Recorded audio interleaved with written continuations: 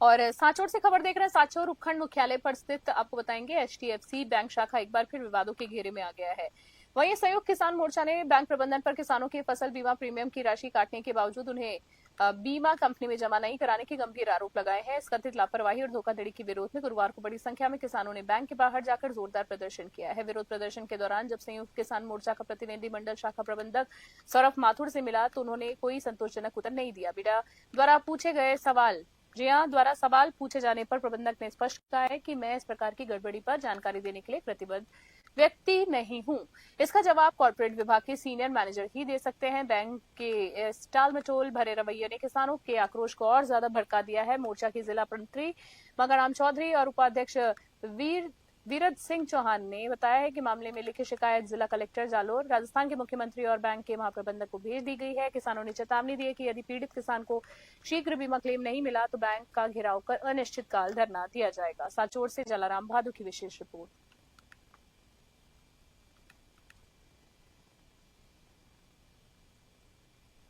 सिंह चार ने मेरा एचडीएफसी सांचौर बैंक में केसीसी खाता है। मेरे खाते में रबी 25 का फसल बीमा का प्रीमियम 29,848 काट लिया गया और बैंक द्वारा मेरे पास मैसेज भी आया। 18 और 19 मार्च 2026 को बेमौसम बारिश के कारण मेरी फसलों में हुए खराबे को लेकर जब मैं 1447 टोल फ्री नंबर पर फोन किया तो जवाब मिला आपका प्रीमियम जमा नहीं हुआ। तब मैं बैंक शाखा प्रबंधक से मिला, वह संतोषजनक जवाब नहीं मिला। देख सकते यदि समय रहते मुझे न्याय नहीं मिला तो मैं संयुक्त किसान मोर्चा के साथ धरने पर बैठूंगा। और सांचौर से खबर देख रहे हैं। सांचौर के रतोड़ा ग्राम में आयोजित 5 दिवसीय प्राण प्रतिष्ठा महोत्सव के दूसरे दिन श्रद्धा और भक्ति का अनूठा संगम देखने को मिला है। सुबह से ही मंदिर परिसर में श्रद्धालुओं का रेला उमड़ा, जिसमें पूरा गांव धर्ममय वातावरण में शराबोर नजर आया है। महोत्सव के दूसरे दिन आचार्य राज जोशी, पंडित भागीरथ व्यास और पंडित ज्योति प्रकाश व्यास के सानिध्य में विषयक वैदिक मंत्रोच्चारण के साथ ये कार्यक्रम संपन्न हुआ। विधि विधान के साथ जला दिवेश और वस्त्र दिवास में रस्में पूरी की गई है। सायंकाल मंदिर परिसर में आयोजित महाआरती मुख्य आकर्षण का केंद्र है, जिसमें हजारों की संख्या में लोग पहुंचे हैं। जयकारा लगाए। महोत्सव के प्रथम दिन रात्रि को विशाल भजन संध्या यानी जागरण का आयोजन हुआ है। विख्यात भजन कलाकार श्याम पालीवाल और उनकी पार्टी ने भजनों की एक ऐसी सरिता बहाई कि भक्त भाव विभोर होकर झूमने लग गए। सांचौर से जलाराम भादु की स्पेशल रिपोर्ट।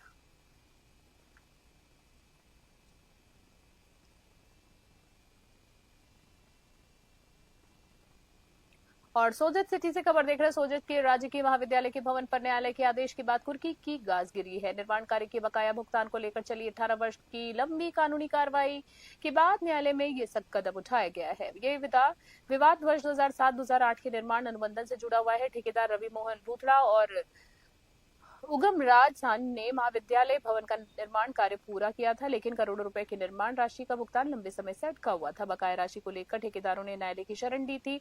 वाणिज्यिक न्यायालय जोधपुर ने इस मामले में 1 करोड़ करीबन 56,44,000 रुपए के भुगतान का आदेश जारी किया था। भुगतान न होने की स्थिति में न्यायालय ने सोजत शिक्षा विकास संस्था, संबंधित ट्रस्टियों, प्रशासन और राज्य सरकार के खिलाफ सख्त रुख अपनाते हुए कुर्की के आदेश पारित किए। पाली से ललित तिवारी की रिपोर्ट।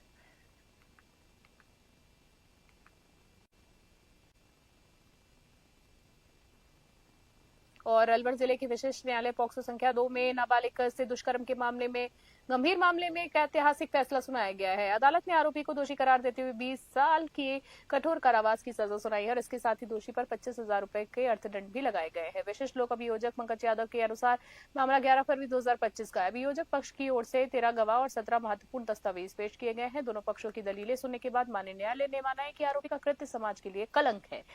अलवर से वरिष्ठ संवाददाता प्रदीप गोयल की खास रिपोर्ट।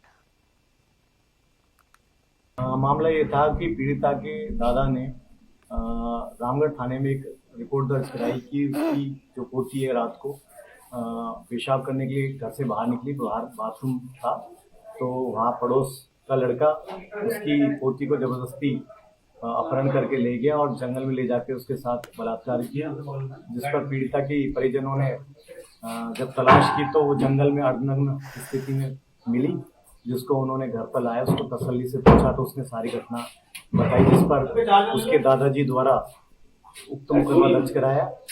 अनुसंधान अधिकारी द्वारा घटना प्रमाणित पाए जाने पर आरोपी पड़ोसी के विरुद्ध चार्जशीट न्यायालय में प्रस्तुत की। न्यायालय द्वारा दोनों पक्षों को सुनने के बाद आज मुलजिम के विरुद्ध आरोप प्रमाणित पाए जाने पर आरोपी को 20 वर्ष की सजा से व 25,000 रुपए के अर्थदंड से दंडित किया गया है। कौन जगेंद्र अग्रवाल जी के द्वारा ये फैसला सुनाया गया। मामला ये था कि और बुलेटिन में वक्त तो चला एक छोटे से ब्रेक का। ब्रेक के बाद बने रहिए हमारे साथ, देखते रहे न्यूज़ 21। सुबह की शुरुआत होगी अब सबसे सटीक खबरों के साथ। देखिए न्यूज़ 21 नेशनल न्यूज चैनल का खास मॉर्निंग बुलेटिन। देश विदेश की हर बड़ी खबर, राजनीति, मौसम, अपराध और खेल की पूरी अपडेट हर सुबह सबसे पहले, सबसे तेज आपके शहर से लेकर देश की हर हलचल पर होगी हमारी पैनी नजर। सत्य, सटीक, निष्पक्ष, यही है हमारी पहचान। जुड़िए न्यूज़ 21 के साथ और रहिए हर खबर से अपडेट। देखना ना भूलें मॉर्निंग बुलेटिन सिर्फ न्यूज़ 21 पर।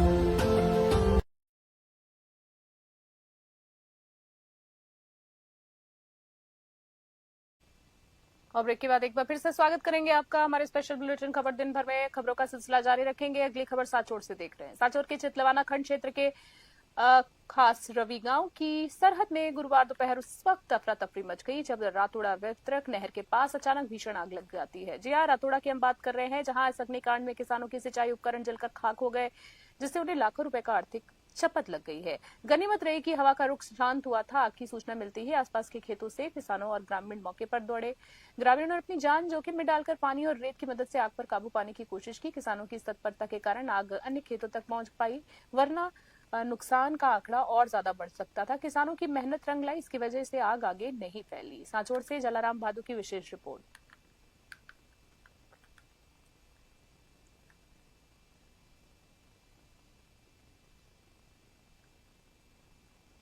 और अगली खबर की बात करेंगे, जहां पर कृषि मंत्री डॉक्टर किरोड़ी लाल मीणा शुक्रवार को अचानक पल्लू स्थित भारतीय स्टेट बैंक यानी एसबीआई की शाखा पहुंच गए, जहां प्रधानमंत्री फसल बीमा योजना में एक बड़े घोटाले का पर्दाफाश हुआ है। पल्लू क्षेत्र के 162 ऐसे लोगों के नाम पर संदिग्ध तरीके से फसल बीमा किया गया, जिनका उस क्षेत्र से कोई लेना देना ही नहीं था। कृषि मंत्री ने बैंक मैनेजर से लंबी पूछताछ की और संबंधित दस्तावेजों की बारीकी से जांच की। जांच के दौरान चौंकाने वाले तथ्य सामने आए। पूछताछ के दौरान बैंक मैनेजर ने खुद को पाक साफ बताते हुए सारा दोष बैंक के अन्य कर्मियों पर ही मढ़ दिया। कृषि मंत्री किरोड़ी लाल मीणा ने बैंक मैनेजर के तर्क को सिरे से खारिज करते हुए अगर पासवर्ड चुराकर, जी हाँ माफी चाहेंगे, अगर पासवर्ड चुराकर इस तरह के काम हो रहे हैं तो कल को कोई बैंक खाता ही खाली कर देगा। ग्रामीणों और वास्तविक किसानों ने मंत्री की इस त्वरित कार्रवाई का स्वागत किया। हनुमानगढ़ से विनोद चौधरी की विशेष रिपोर्ट देख रहे हैं। जयपुर से खबर, जहां राजधानी जयपुर के माणक चौक थाना पुलिस ने तत्परता दिखाते हुए कार चोरी की एक बड़ी वारदात का महज 4 घंटे के भीतर ही खुलासा कर दिया है। डीसीपी नॉर्थ करण शर्मा के निर्देश पर इस कार्रवाई के लिए एक विशेष टीम का गठन किया गया था। अतिरिक्त पुलिस उपायुक्त नीरज पाठक, एसीपी पीयूष काव्या और थाना प्रभारी राकेश ख्यालिया के नेतृत्व में टीम ने घटना के बाद इलाके के करीब 100 सीसीटीवी कैमरों की फुटेज खंगाली। तकनीकी विश्लेषण और रूट ट्रैकिंग के जरिए पुलिस ने आरोपियों की लोकेशन सीकर जिले की रनौली टोल नाके पर ट्रेस की और नाकाबंदी कर उन्हें दबोच लिया है। पकड़े गए दोनों आरोपियों दीप नारायण मिश्रा और रितेश मिश्रा को फिलहाल गहन पूछताछ उनसे की जा रही है। जयपुर से वरिष्ठ संवाददाता एहसान खान की खास रिपोर्ट देख रहे थे।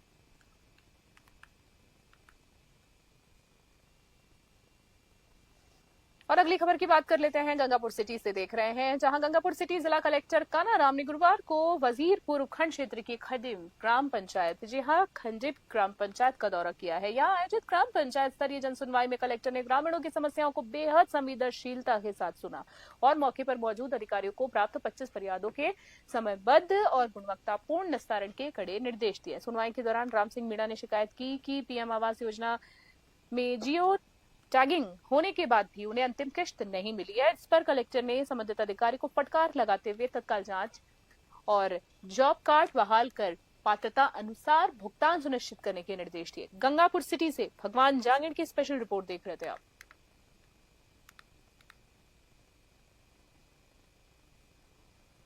अगली खबर अलवर से देख, राजस्थान सरकार एक और जहां सरकारी स्कूल को हाईटेक और इंग्लिश मीडियम बनाने के बड़े बड़े दावे तो कर रही है, वहीं जिला मुख्यालय के बीचों बीच स्थिति कोहरा मोहल्ला का राजकीय उच्च प्राथमिक विद्यालय इन दावों की पोल खोलता हुआ नजर आ रहा है। यहाँ सुविधाओं के नाम पर केवल जर्जर दीवारें हैं, टपकती छतें बची हैं। करीब 40 साल पुराने स्कूल में वर्तमान में करीबन 60 छात्र नामांकित हैं, लेकिन कमरों के अभाव में शिक्षा का स्तर क्या होगा, इसका अंदाजा इसी बात से लगाया जा सकता है कि कक्षा 1 से 5 तक के सभी नन्हे बच्चों को एक ही कमरे में बिठाकर पढ़ाई कराई जा रही है। वहीं कक्षा 6 और 7 दूसरे कमरे में तथा 8 के बच्चों को तीसरी कमरे में बिठाया जा रहा है। स्कूल में संसाधनों के साथ साथ शिक्षकों का भी टोटा है। कार्यवाहक प्रधानाचार्य सहित कुल 5 शिक्षक तैनात है, जिनमें से पीटीआई है प्रधानाचार्य और L1 के यानी L1 के 2 महत्वपूर्ण पद लंबे समय से रिक्त हैं। इसके बाद की बात करें तो इसके बावजूद शिक्षक प्रवेशोत्सव के माध्यम से नामांकन बढ़ाने के प्रयास किए जा रहे हैं, लेकिन सुविधाओं के अभाव में अभिभावकों को समझाना उनके लिए बड़ी चुनौती बना है। अलवर से वरिष्ठ संवाददाता प्रदीप गोयल की स्पेशल रिपोर्ट। ये तो स्कूल है, वैसे बहुत अच्छा स्कूल है, लोकेशन भी अच्छी है, यूपीएस कोरा।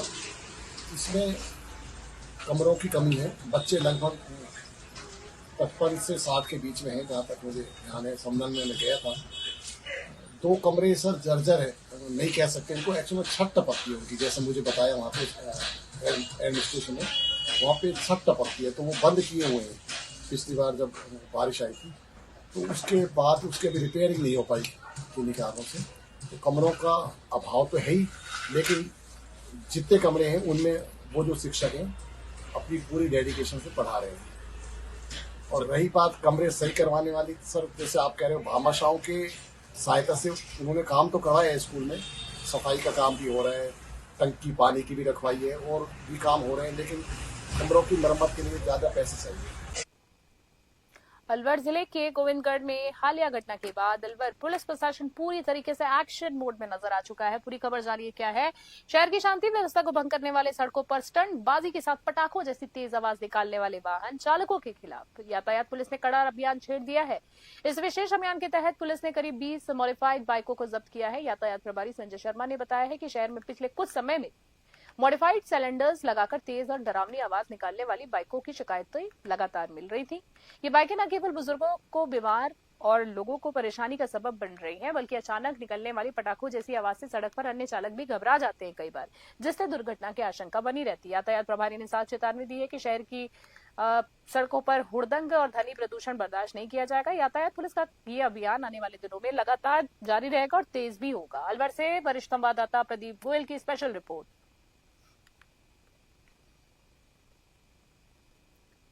श्रीमान पुलिस अधीक्षक महोदय जिला अलवर डीएसपी मैम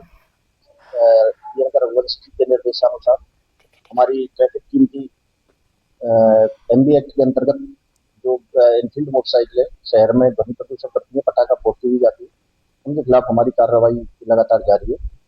और उसी क्रम में हमने आज कार्रवाई करते हुए ट्रैफिक टीम द्वारा 18+2 20 एनफील्ड मोटरसाइकिलें मॉडिफाइड हमने जब्त करके थाने पर लेकर आए हैं, जिनमें एमबी एक्ट के अंतर्गत जिनके खिलाफ अग्रिम कार्रवाई की जा रही है। सोजत रोड से खबर देख रहे हैं। सोजत रोड क्षेत्र के सावराट गांव में सिरवी समाज द्वारा आयोजित बहुआयामी धार्मिक महोत्सव ने पूरे क्षेत्र को भक्तिमय कर दिया। यहां आई माता वडेर की 12वीं वर्षगांठ, आईजी वाटिका के विमोचन और 4 भुजा मंदिर प्राण प्रतिष्ठा के उपलक्ष्य में आयोजित 5 दिवसीय कार्यक्रमों में श्रद्धा और अनूठा संगम देखने को मिला। महोत्सव के दौरान सिरवी समाज के धर्मगुरु जी हाँ माधव सिंह के सावराट आगमन को लेकर समाज बंधुओं में भारी उत्साह देखने को मिला है। वहीं आगे बात करेंगे खबर में, जहां समाज के लोगों ने पलक फावड़े बिछाकर उनका भव्य स्वागत किया। धर्मगुरु के सानिध्य में समाज की एकता और धार्मिक आस्था का संगम दिखाई दिया। महोत्सव की पूर्व संध्या पर विशाल भजन संध्या का आयोजन किया गया है, जिनमें ख्यातनाम कलाकारों ने भजनों की प्रस्तुतियां दी। मनमोहक देर रात चले इस कार्यक्रम में श्रद्धालु भक्ति भाव से झूमते हुए नजर आए। वहीं मंदिर में विभिन्न विकास कार्यों और प्रतिष्ठा से जुड़ी मुख्य बोलियों में समाज के भामाशाहों और प्रबुद्धजनों ने बढ़ चढ़कर हिस्सा लिया। पाली से ललित तिवारी की विशेष रिपोर्ट। और खबर दिन भर में इतना ही। बने रहे न्यूज़ 21 अभी के लिए नमस्कार। जय हिंद, जय भारत।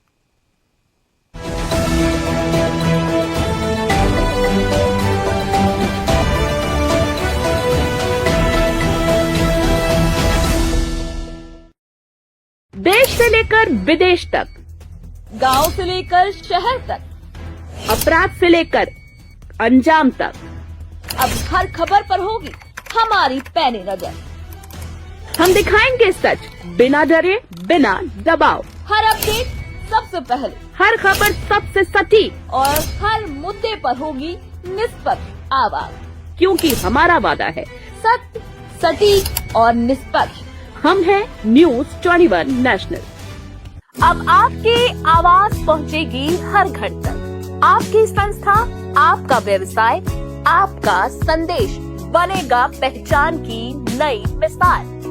न्यूज 21 नेशनल चैनल के साथ करवाइए अपना प्रचार, जहां खबरें ही नहीं बल्कि मिलता है आपके काम को सही पहचान देने का भरोसेमंद प्लेटफॉर्म। तेज, सटीक और निष्पक्ष खबरें, डिजिटल और सोशल मीडिया पर मजबूत पकड़, हजारों दर्शकों तक सीधी पहुंच, कम खर्च में प्रभावशाली प्रचार। स्कूल, कॉलेज, कोचिंग संस्था, सामाजिक संगठन, व्यापार और दुकानें, इवेंट प्रोग्राम और अभियान।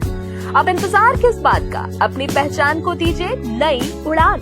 न्यूज 21 के साथ अधिक जानकारी के लिए संपर्क करें विनोद सौखल, स्टेट हेड राजस्थान 8955521555 8955521555।